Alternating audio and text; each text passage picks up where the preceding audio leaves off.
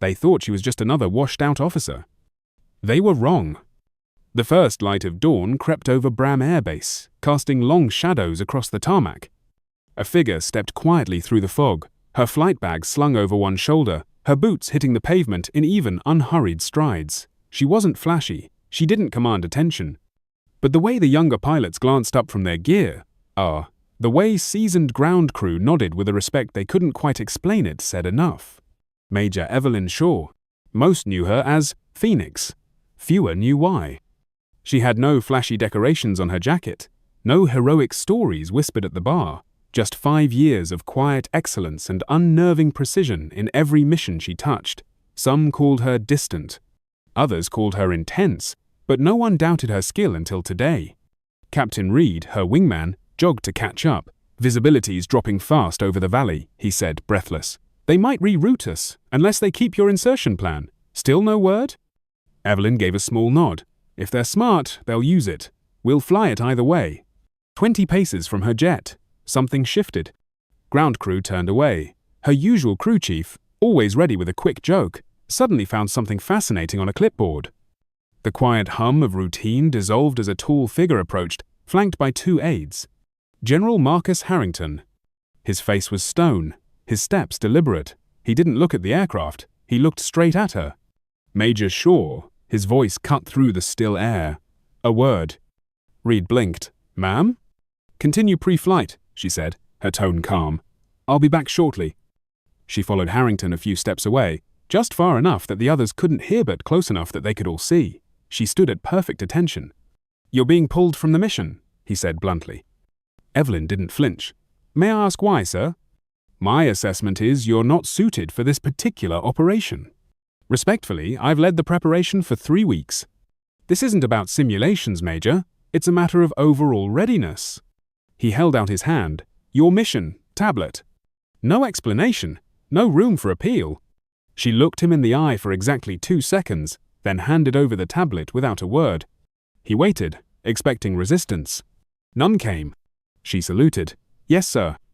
He looked almost disappointed, as if he wanted a scene, as if he'd planned for it. But Major Evelyn Shaw simply turned, walked past her aircraft, and headed toward the operations building, alone. Reed jogged to meet her, whispering, What happened?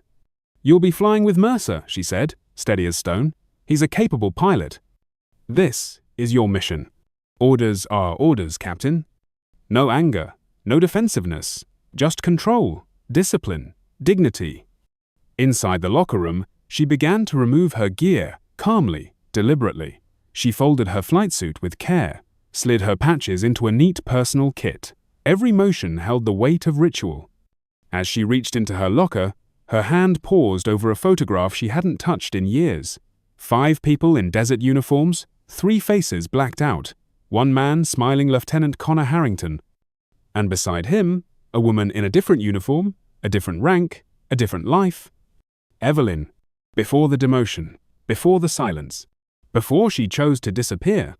Politics is a hell of a thing, isn't it? Colonel Jeff Weaver leaned against the doorframe. He didn't smile. His voice was low. Sir, she said without turning. He's had it out for you since Kabul. We both know this isn't about readiness. It doesn't matter why, she replied. I could make a call? No, sir. That would only escalate. The silence between them wasn't awkward. It was familiar, earned. You know, Weaver added almost gently, sometimes I forget you used to outrank all of us. She looked at him then, just briefly, then zipped her duffel bag and said, That information remains classified. He nodded. Report to my office at 1,400. I'll have new orders for you. Outside, as transport vehicles rolled out for the briefing, Evelyn stood still. 5 years she had worked to bury the past, rebuild her identity, maintain cover. All of it jeopardized because of one man's grudge. A junior lieutenant passed her awkwardly. Ma'am, we heard, is everything all right? She smiled. Not cold, not warm, just final. That's above your pay grade, Lieutenant. She turned and walked toward the edge of the base, away from the flight line where her jet now sat, reassigned. She didn't look back. Looking back only slowed you down. But above her, the satellite dish on the comms tower was turning tracking something that no one else noticed. a private signal meant for one person only. And it was just about to light up. Inside the operations center, General Harrington stood before a full briefing room, like he always did, shoulders square, voice clipped, posture rigid. But there was something different today. The air was heavy. The target on the screen behind him flickered in high-resolution a weapons research compound tucked in a deep mountain valley. The words, Operation Nightshade, burned in red at the top corner. This mission is time, sensitive and critical to national security, he said, scanning the room. You will follow the designated vectors, no deviation. The pilots sat silently. Some nodded, but not all. Captain Reed shifted in his seat. The empty chair beside him, the one that should have belonged to Evelyn Shaw, seemed louder than any voice in the room. Captain Mercer, Harrington continued, you'll lead the primary team. Mercer stiffened. Understood, sir. Beside him, the intelligence officer, Major Carson, hesitated at the podium. He brought up schematics of the compound and encryption systems, then stopped mid-sentence. Sir, I'm seeing something strange in the encryption grid. Define strange, Harrington barked. Carson zoomed in. This coding structure, it's quantum. We've never seen architecture like this in this region. From the back of the room, a soft but firm voice spoke up. That's because it's not from this region. Everyone turned.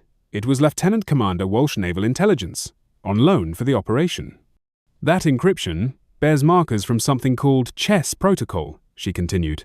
If that's what they're replicating in there, standard infiltration will trigger fail-safes. We need someone cleared for. That's enough, Harrington snapped. Chess protocol is not relevant to this briefing. With respect, sir, Walsh said, not backing down. I worked on early-stage support at Fort Meade. Those digital signatures match. Harrington's jaw clenched. Whispers rose in the room. Wasn't Major Shaw part of something classified before she transferred here? I heard she used to be a colonel. Something about Kabul, right? But before anyone could say more, the comms door burst open. A communications lieutenant rushed in, face pale. Sir, the Secretary of Defense is requesting an immediate connection to this briefing. Visual, full room. The silence was total. Even Harrington paled slightly. Put him through, he said at last. The display flickered. Then there he was, Secretary Alan Grayson, seated in a secure Pentagon briefing room, flanked by advisors and officers, none of whom looked casual. General Harrington, the secretary began, his voice steel. I'm overriding your roster for Operation Nightshade. Put Checkmate on the flight line. Harrington blinked. Sir, Checkmate? Grayson didn't blink.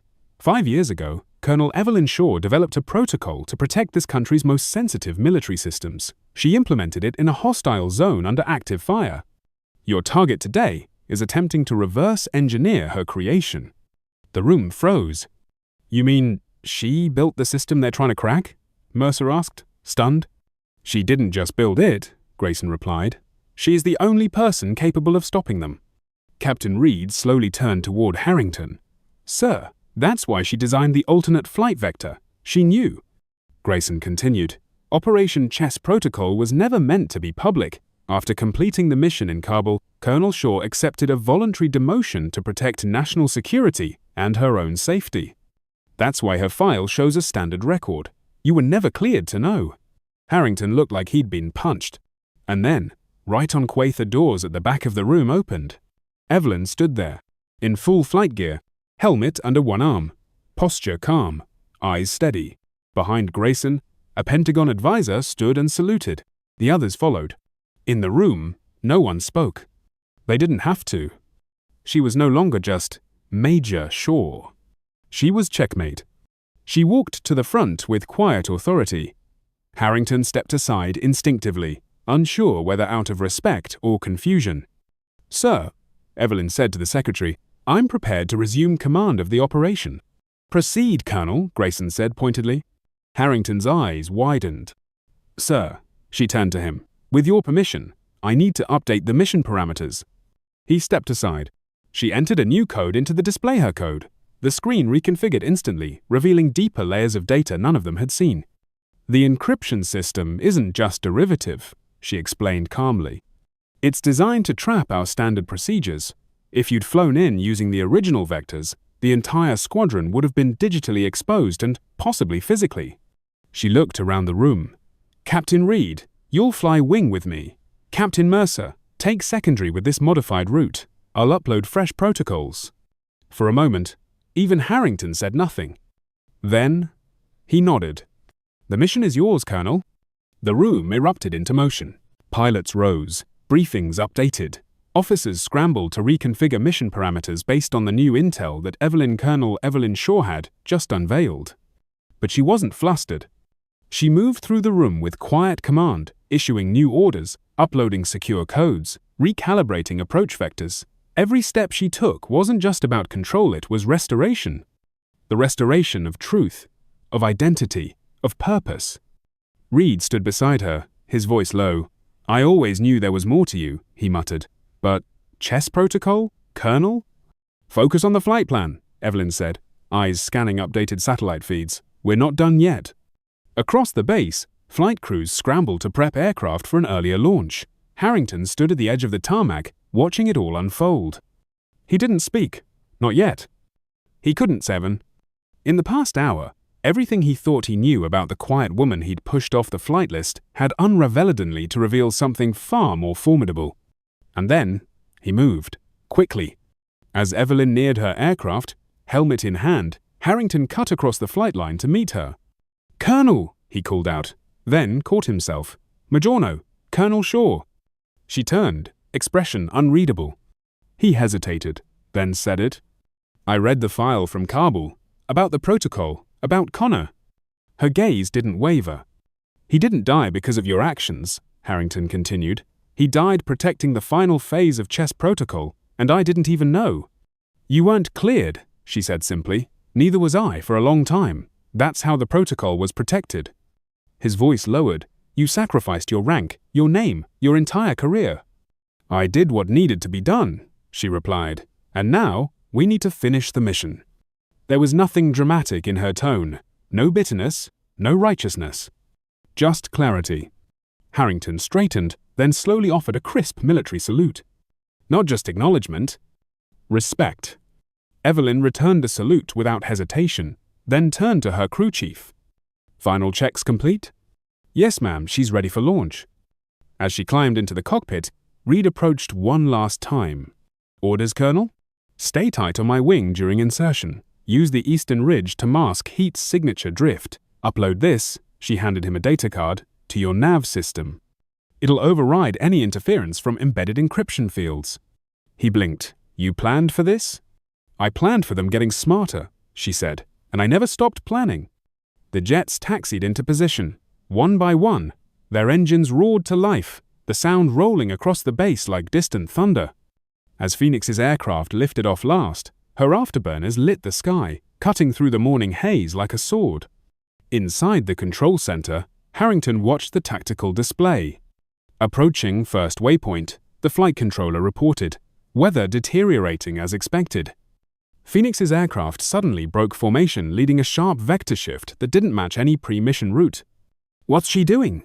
someone whispered. Harrington stepped forward, eyes locked on the screen. "She's using the mountain's magnetic shadow," he murmured. "It's a chess maneuver. The interference will mask their approach from long-range radar." Lieutenant Commander Walsh leaned in. "Environmental masking through natural electromagnetic fluctuation classic protocol. It wasn't just a theory." As the mission progressed, Evelyn directed the squadron with unshakable precision. Her voice over comms was calm, direct, surgical. "Engage rook pattern. Vector drift 7 degrees. Hold formation. Delay pulse 6 seconds." The other pilots, some of whom had questioned her hours ago, followed her every command without hesitation. Because now, they understood. She wasn't improvising. She was executing something they'd never been taught. Approaching target zone. Data link activated. Inside her cockpit, Evelyn initiated an extraction sequence only she knew existed. A hidden layer in the enemy network flickered open, barely visible to military-grade software.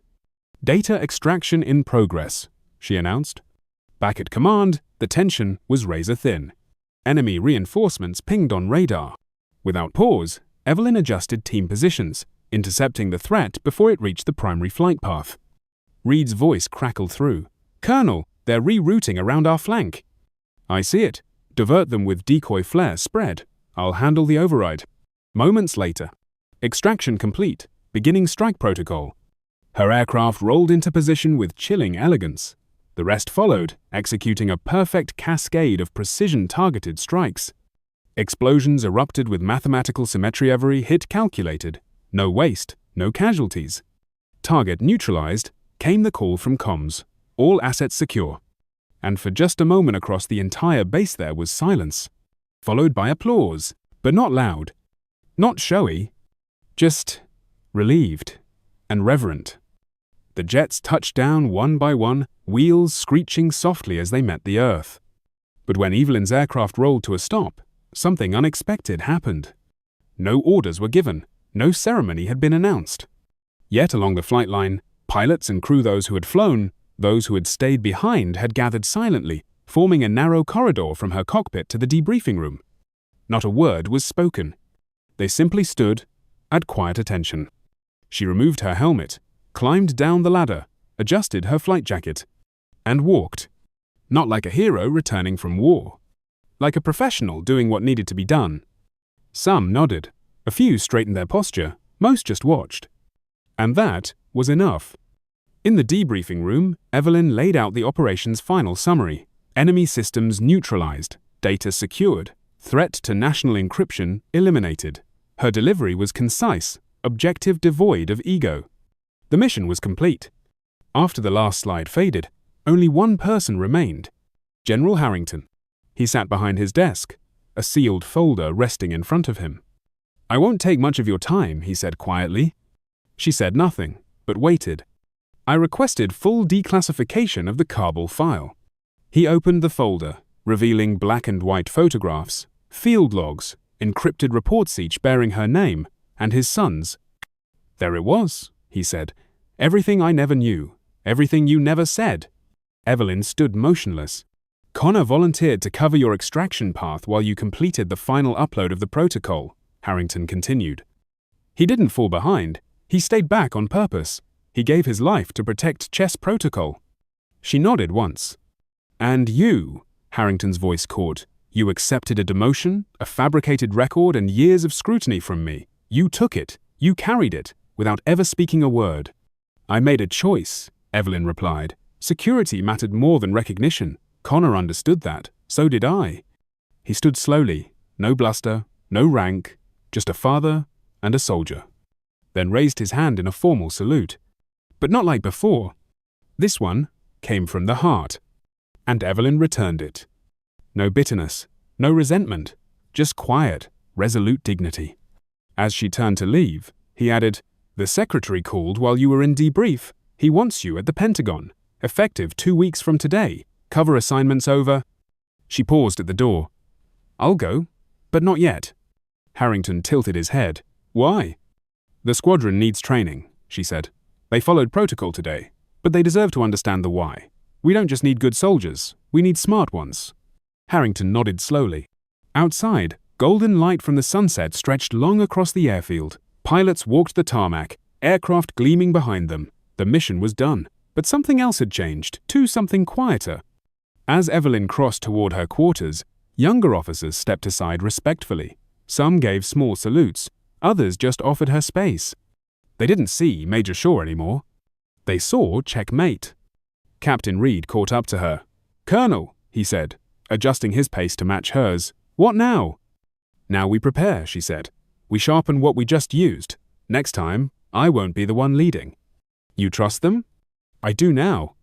Reed hesitated. "And after that?" She gave a faint smile. "The mission continues, Captain. It always does." At her door, she touched the nameplate beside the entry. Still said, Major E. Shaw. But for a brief second, under the fading sun, the metal caught the light just right, flashing something else. Checkmate. No one else might have seen it. But that was never the point. She didn't walk for praise. She didn't speak to silence doubters. She didn't fight for promotion or revenge. She fought for security. For truth. And for the quiet honor of a job done right, even if no one ever knew. Greatness doesn't announce itself. It walks in quietly, handles what others can't, and leaves without asking for applause. The loudest strength is the kind that never has to raise its voice. So next time you're tempted to judge someone by rank, record, or resume, ask yourself, what don't I know? Have you ever met someone who turned out to be far more than they appeared? Or have you ever stayed silent by choice to protect something greater than yourself? Tell us in the comments. We'd love to hear your story. And don't forget to like, share, and subscribe for more powerful, true inspired tales just like this one.